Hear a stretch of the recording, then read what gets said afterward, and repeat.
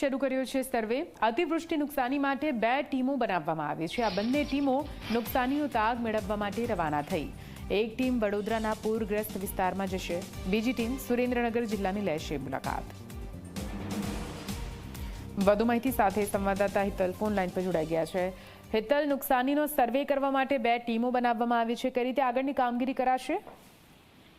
નિધિ, ચોક્કસ એવું કહી શકાય કે કેન્દ્ર સરકાર દ્વારા જે ટીમ મોકલવામાં આવી છે એ ટીમ ગુજરાતમાં વડોદરાના અસરગ્રસ્ત વિસ્તારોની મુલાકાત લેવા રવાના થઈ ચૂકી હોવાની જાણકારી મળી રહી છે। આ ઉપરાંત બીજી ટીમ છે એ સુરેન્દ્રનગર જવાની છે। સ્વાભાવિક છે કે આ બંને જગ્યાના વિસ્તારનો સર્વે અને જાત માહિતી મેળવ્યા બાદ આ ટીમ છે અન્ય જે જગ્યાએ સૌરાષ્ટ્રમાં એમાં બધી જગ્યાએ જે ભારે વરસાદ થયો છે જેના કારણે ખેડૂતોને જે નુકસાન થયું છે તેનો સર્વે કરવા અને જાત માહિતી મેળવવા માટે જવાની છે।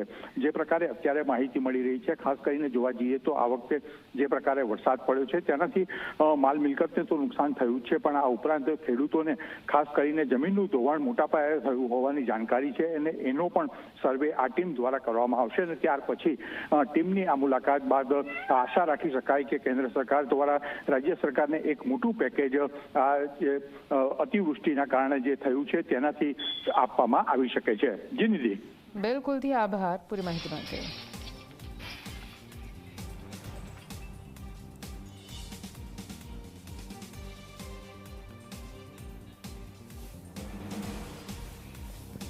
તો આપને જણાવી દઈએ, અતિવૃષ્ટિના કારણે જે પણ નુકસાની થઈ છે વડોદરા અને સુરેન્દ્રનગર માટે 2 અલગ અલગ ટીમો બનાવવામાં આવી છે અને વરસાદના કારણે અતિવૃષ્ટિના કારણે જે પણ નુકસાન થયું છે તેના વળતર માટે સર્વેની કામગીરી શરૂ કરવામાં આવશે।